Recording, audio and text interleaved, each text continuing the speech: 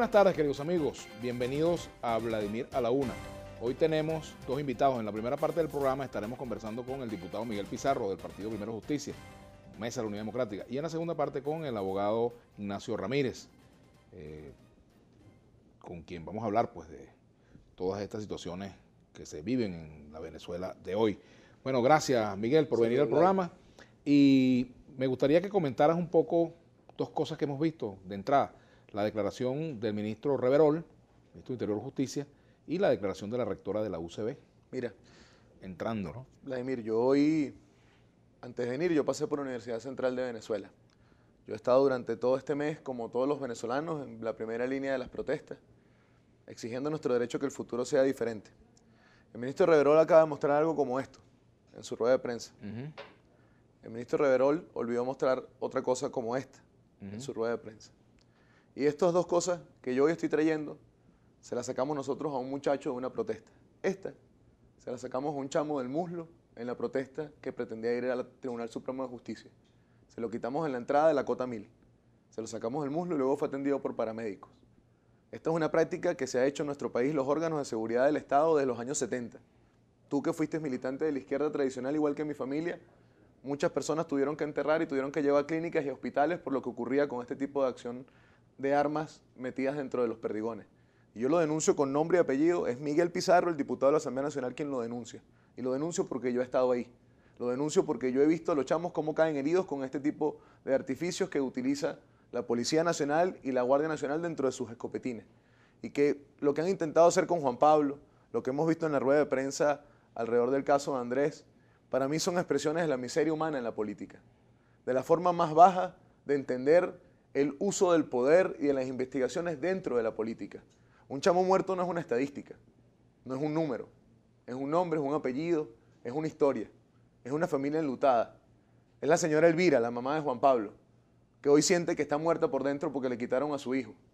La mamá de Andrés estaba ayer en la marcha cuando mataron a su chamo. Y cuando en nuestro país el costo de salir a protestar por futuro es tu propia vida, entonces estamos ante una encrucijada histórica de principios. No es un tema de posturas políticas ya, es un tema de nuestros principios, de cómo vemos la vida, de cómo vemos la política, de cómo vemos la institucionalidad. Pudo haber sido cualquiera de nosotros, Vladimir. Pudo haber sido cualquiera de nuestros familiares, de nuestros seres queridos, pudo haber sido cualquier diputado, así como le pegaron un bombazo en la cabeza a Olivares, así como Montoya está en una clínica, así como a Guevara le han tenido que agarrar puntos o a Requesén le dieron un palazo. Esa forma de entender la política, ¿hasta dónde pretende llevar el uso de esa violencia para defenderse en el poder? Un país que tiene 80% de descontento. Un país donde mi generación entierra a sus compañeros en el cementerio, los despide a Maiquetía. ¿Cuánto tiempo sostenible? Ahora, a punta Miguel, de violencia. En ese cuadro, ¿qué se puede hacer para parar la violencia, para parar la represión, para encontrar una manera distinta que no sea eso ni eso de resolver el conflicto? Dispare quien le dispare. Claro. Sea la guardia, sea cualquier otro factor. Hay una cosa sea que un todos, civil, sea hay una cosa quien que sea. todos debemos tener muy claro, Vladimir. Y yo te lo he escuchado decir en editoriales y se lo he escuchado a otras personas. En este país no hay violencia cuando la manifestación logra llegar a su destino. Pero ¿cómo uno le pide a un chamo de 17 años, 18 años, que solo ha crecido bajo este gobierno, que cuando intentan llegar como nos pasó ayer íbamos los diputados en primera fila, con la Constitución en la mano y nuestras credenciales arriba, y ni siquiera nos dejaron medir palabras con la Guardia Nacional cuando íbamos a nuestro sitio de trabajo, cuando íbamos al Palacio Legislativo, un lugar para que fuimos electos por 14 millones de venezolanos para que lo ocupáramos? ¿Cómo uno le pide ese descontento que no tenga otras expresiones? La misma fiscal lo ha dicho. Bueno, ayer dio una declaración, por cierto, al Wall Street Journal. Al Wall Street Journal, y decía, en uno de sus titulares decía, la violencia aparece cuando se cierran los caminos institucionales. Y yo suscribo esa afirmación. Nosotros hemos puesto una ruta que es muy clara. Nosotros exigimos que los venezolanos tengamos elecciones universales, directas y secretas, limpias, que permiten que con nuestro voto decidamos quién debe dirigir los destinos de la nación. Nosotros exigimos respeto a la Asamblea, electa por 14 millones de venezolanos y que ha sido víctima de más de 50 sentencias del Tribunal Supremo de Justicia. Pero déjame terminar un segundo las otras dos exigencias. Liberación de los presos políticos, que los tienen aislados y los tienen maltratados, y apertura de un canal humanitario. ¿Cuál de estas cuatro exigencias son insurreccionales? ¿Cuál de estas cuatro exigencias son parte de una revolución armada o de un atajo supraconstitucional? Son todas enmarcadas en la Constitución, son todas pacíficas y son todas cívicas. Ahora, el gobierno y voceros del gobierno y del partido de gobierno han puesto en duda la autoría de algunas muertes, como el caso del joven Pernalete. Se habla de un perno que le dispararon con un perno, y en otras versiones también se han, digamos, desmentido el hecho de que las muertes causadas en estas manifestaciones o los asesinatos sean producto de la acción de los cuerpos de seguridad. Mira, Vladimir, me devuelvo creo que a una cosa mucho más de fondo de nuestra discusión. A un chamo muerto como Juan Pablo, de 20 años, muerto en una manifestación. Pensar que alguna otra persona que estaba en la marcha va a tener una pistola para buscar el momento en el que esté ahogado, para en el medio de un abrazo de auxilio pegarle una cosa en el corazón para matarlo. Es como el ladrón que juzga a otro por su condición. De este lado no está la violencia. De este lado, con todo lo que ha pasado, de todo lo que ha pasado, todos los abusos y todos los excesos, de este lado aún se mantiene resistencia pacífica. De este lado no hay una pistola. Nosotros no tenemos a los paramilitares, los tienen ellos. Nosotros no tenemos los fusiles, los tienen ellos. Nosotros no manejamos la ballena ni disparamos las carabinas, eso lo hacen ellos. ¿Nosotros qué sí hemos puesto? Personas, incluyéndonos, a los dirigentes, dando ejemplo en la primera línea. Aquí cuando la discusión se vuelve la discusión de la miseria humana, es cuando tú ves que hay un gobierno que está desconectado de la realidad. Aquí el problema con Juan Pablo es que el que haya sido responsable tiene que ser una investigación que todo el mundo la crea y que sea castigado, que el que dispara esto de una escopeta vaya preso, que los policías que accionan en el interior del país contra las manifestaciones vayan presos, que los paramilitares que actúan como actuaron en la Urbina, en el Llanito, que está grabado y que está documentado, que actuaron con la Guardia Nacional, sean castigados y vayan ante la justicia. Pero además algo muy importante, Vladimir. Nosotros ayer, mientras mataban a un chamo de 17 años, tú veías a Maduro bailando y dándole nalgaditas a Dan Chávez y celebrando como si el poder fuera eterno. Se han convertido en lo peor de lo que han criticado. ¿Cómo era la generación de Elías Agua cuando mataban a un chamo? ¿Qué pasaba en este país cuando ahí ocurría un hecho lamentable? Cuando mataron a Sergio, cuando desaparecieron a Noel, cuando mataron a Belinda. Todos estos casos de los 40 años anteriores, ¿qué ocurría el día siguiente? Aquí toda la ciudad amanecía incendiada. Eso ha pasado hoy, no ha pasado. Porque aquí hay un movimiento que entendió, que maduró. Sin embargo, Miguel, mucha gente me reclama que yo no le digo a la oposición, cuando los entrevisto a dirigentes de la oposición, que hay acciones de violencia que se han cometido también. Actos de quema, de arrancar postes. Y hay que condenarlos, Vladimir, porque la política hoy está en un punto donde de destruir bienes públicos. Donde por ejemplo, los intermedios, esa forma de lucha. Yo no creo en esa forma de lucha. Yo no creo en la forma de lucha que vandaliza. Yo no creo en la forma de lucha que saquea. Yo no creo en la forma de lucha que se disfraza de reivindicación para a través de la violencia hacerse sentir. Porque cuando somos mayoría no nos hace falta la violencia. Pero eso ocurre. ¿Cómo hacer para que eso no ocurra? ¿O debe ocurrir? Para mí hay dos mecanismos que son muy claros, Vladimir. El primero es que se debe permitir que la protesta pacífica llegue a sus destinos. Se debe permitir que las marchas vayan a donde deben ir, que se reciban en las instituciones, que se le dé respuesta al reclamo. Pero lo segundo es que nuestro país es un hervidero. No desviemos nosotros la atención solo por la protesta política. Y lo que ocurre en el barrio con las bolsas del CLAP, lo que ocurre en el barrio con las bombonas de gas y con el problema de agua, lo que ocurre en urbanizaciones con los casos de secuestro. Al final aquí hay una violencia latente en nuestro país que requiere desenlaces y definiciones, que requiere que sean pacíficos, que requiere que sean constitucionales. Y por ello este movimiento exige elecciones. Por ello este movimiento exige que todo lo que hoy está encauzado entre desesperanza, entre molestia, entre bravura, pueda tener una expresión democrática que ocurra sin hacernos los locos.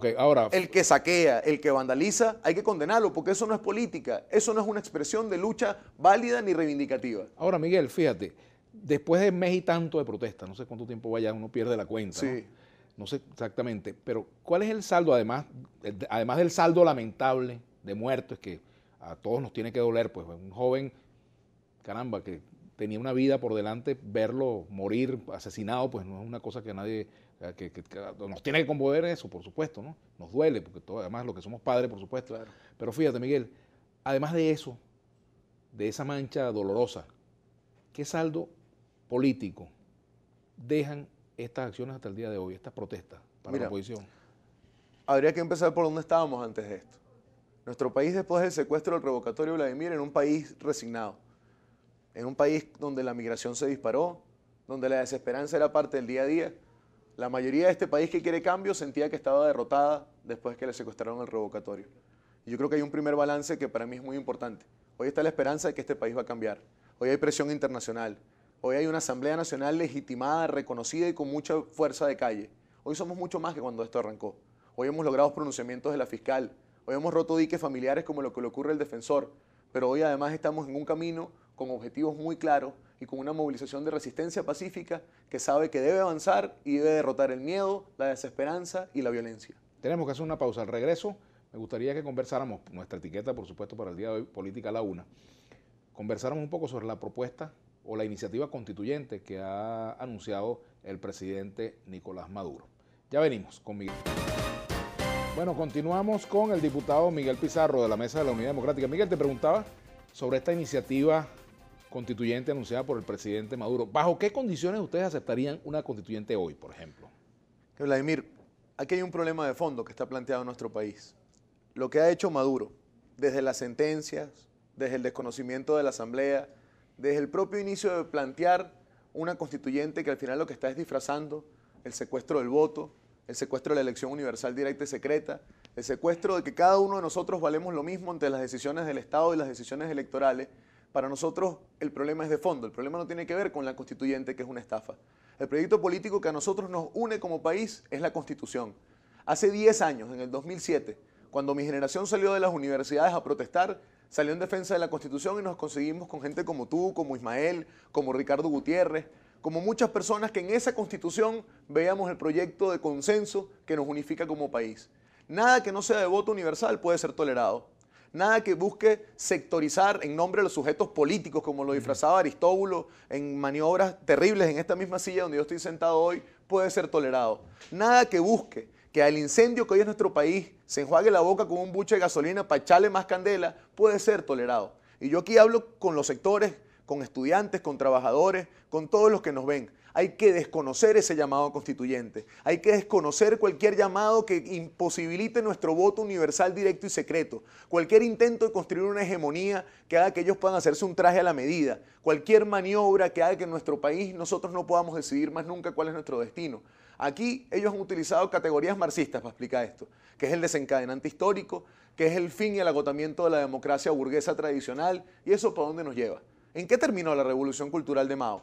¿En qué terminaron las elecciones de los soviets que construyó Lenin? Todo terminó en una cúpula chiquitica de privilegiados, mientras que el resto del país estaba comiendo de la basura y pasando trabajo. Por ello, la constituyente para nosotros no es ni siquiera un invento que podamos tolerar en ver cómo discutimos su participación. Es una estafa histórica, es otro golpe de Estado, es algo que debemos confrontar en lo institucional, en la calle y en lo internacional. Pero, por ejemplo, en el Canal 8 han mostrado tweets de dirigentes opositores hablando de constituyentes, pidiendo la constituyente como fórmula.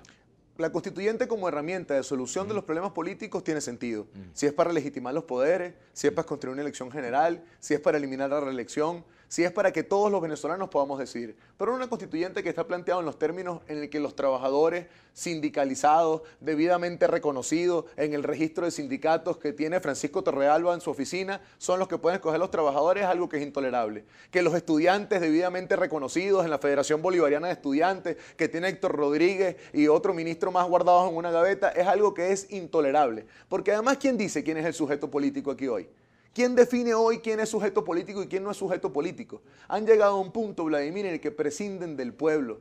Lo que ha ocurrido con las constituyentes es el homicidio del chavismo como lo conocíamos. Es el cierre de la era de la Constitución del 99 y es el inicio de una hegemonía que ellos intentan imponer a troche y moche. Augusto Rojas te dice por aquí, hipócrita, sinvergüenza, ¿hasta cuándo van a seguir con su discurso cursi de pacifista mientras cabalgan sobre los muertos? Mira, yo a los insultos ya tuvimos en la previa del programa 1, yo no los respondo. Yo creo que quien insulta se descalifica a sí mismo. Nosotros y el país ha visto dónde está la mayoría y cómo actúa la mayoría. Cuando no hay represión, no hay violencia. Cuando no hay intentos con saña, como ocurrió ayer en medio de la autopista, donde lanzaban lacrimógenas desde la Capitanía General de la Aviación en La Carlota, desde Chuao, desde Altamira, desde las calles aledañas, desde la zona oeste, sin dejar a la gente ni siquiera espacio por donde salirse. Ante eso, el mundo y Venezuela está muy claro dónde está la violencia. Aquí debe estar la paz y aquí debe estar la Constitución. Hoy más que nunca, 10 años después de la derrota de la reforma de Chávez en el 2007, hoy más que nunca nosotros tenemos que unirnos. Los que vemos la Constitución como un proyecto político común para su defensa y para que no le intenten maniatar más de lo que le han maniatado. Ebert Gurley Valls dice, la inteligencia y la moral no se compra, por eso le tienen miedo a los estudiantes. Vamos, Venezuela. Pregúntale al diputado Pizarro, ¿cuándo van a dejar de pagarle a sus terroristas? Dice aquí Génesis de la Roca, que destruyen y matan. Mira, dice. Al final, Génesis, gracias por redactar el tweet que te escribió Reverol y que te han escrito los que montan la olla en este país de inventos. Ante eso, la convicción de saber que estamos haciendo lo correcto. Ellos nos reprimen y ellos inventan para frustrarnos, para que usted que está en su casa piense que no tiene sentido protestar, para que usted que está en su casa piense que no tiene sentido movilizarnos. Pero este país va a cambiar, este país más temprano que tarde va a cambiar y ese poder que ellos actúan como un poder eterno va a dejar de estar ahí para protegerlos y para darle impunidad. Quienes han asesinado estudiantes y jóvenes tienen que pagar ante la justicia. Quienes han violentado la Constitución y quieren seguirla violentando van a pagar ante la historia y en este país nos tenemos que expresar con votos y en paz. Sonia Martínez, Pizarro con Vladimir en Globovisión, muy orgullosa de mis diputados, chamos valientes y estructurados. Pregúntale a Pizarro por qué no proponen hacer una vigilia indefinida en la Fajardo hasta que el gobierno haga elecciones, dice Elio Javier. Bueno, por aquí. Y por aquí hay un tuit. Pregúntale hasta cuándo cree él que la gente sigue en la calle y no desista por agotamiento. Ángel Artiles. Mira, bueno, una pregunta pertinente. Es una muy buena pregunta. Yo no soy pitonizo para saber hasta cuándo. Yo puedo decir cosas de las que yo sí estoy seguro. En este país no se va a cansar de protestar el que no consigue comidas y no consigue medicina. En este país no se va a cansar de protestar mi generación que ha enterrado a sus hermanos o ha tenido que despedir a su familia en Maiquetía. En este país no se va a cansar de protestar el que sabe que el futuro puede ser radicalmente mejor que el presente que estamos viviendo. En este país no se va a cansar de protestar el que ha tenido que ver cómo matan gente en una protesta por exigir libertad y exigir futuro. En este país la mayoría decidió cambiar en paz y por eso lo hacemos como lo hacemos, en las calles, en resistencia, sin caer en el peine de la violencia y sin que el odio y la venganza nos nuble el criterio. En este país no se va a cansar nadie de exigir lo que por derecho nos toca. Ellos quieren desgastarnos, ellos quieren frustrarnos, ellos quieren llenarnos de odio y de venganza. Y ante eso, nosotros con la convicción de que estamos haciendo lo correcto, con la seguridad de que este país va a cambiar, pero sobre todo con la solvencia moral y la fortaleza espiritual de que las lágrimas de hoy, la lucha de hoy, el sufrimiento de hoy, porque todos lo sentimos, van a ser el motor de las alegrías de mañana. Que todo este sacrificio que hemos hecho en estos tiempos, Vladimir, sirvan para que más nunca nos dividan, para que más nunca nos humillen, para que más nunca en nombre del poder decidan que hay un grupo del país que está en lo correcto y otro grupo del país que no merece tener derecho. Que un grupo del país puede bailar en el centro del Caracas, mientras que otro grupo lo hace entregarse todas las bombas lacrimógenas y los perdigones que hay. Para que más nunca nos hagan retroceder en nuestras conquistas históricas, que mucho han costado para que lleguemos hasta aquí. Otro tuit por aquí para Miguel Pizarro. ¿Qué pasaría si el 75-80% de los venezolanos no votamos en esa Asamblea Nacional Constituyente no originaria? Neudives Rosquel. Se lo respondo con algo más sencillo, Neudives. Tal como está planteado hoy, está hecho para que el 80% del país no vote en la elección de la constituyente. Tal como está planteado hoy, está hecho para que solo un grupito chiquitico de enchufados y privilegiados cercanos al poder puedan expresarse y puedan destruir nuestra constitución. Tal como está planteado hoy, es para que Torrealba, Héctor Rodríguez, Diosdado Cabello, El Aizami, Reverol, Padrino y Maduro decidan cómo deben ser los destinos de este país en un traje hecho a la medida. Y ante eso, el problema es existencial.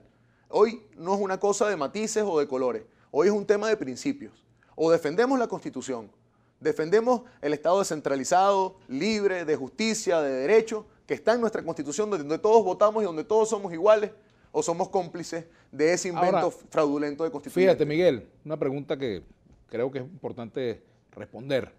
El gobierno cambió al menos la táctica, no sé si la estrategia, pero la táctica. O sea, el gobierno sale con una propuesta que la coloca en la calle. Pues la gente está discutiendo de los problemas que hay, pero también el tema constituyente está allí. Ante esa propuesta, ante ese cambio de táctica, pudiéramos decir, del gobierno, ¿cuál es el cambio que va a aplicar la MUD o sigue con la misma estrategia? Mira, cuando tú decides... ¿Tienen un plan B? Es que aquí el plan A, el plan B y el plan C están en las mismas exigencias que hemos planteado como mesa y que se han hecho desde la Mesa de la Unidad, la que hemos hecho desde la Asamblea Nacional. Elecciones libres, universales, directas y secretas, para que cada venezolano con su voto decida quién debe dirigir los destinos de la nación, reconocimiento de la Asamblea, apertura del canal humanitario, liberación de los presos políticos y una quinta que se le sumó en esta coyuntura, que es la desmovilización y desarme de todos los grupos paramilitares que actúan impunemente en nuestro país, porque eso no puede ser parte de la política ordinaria.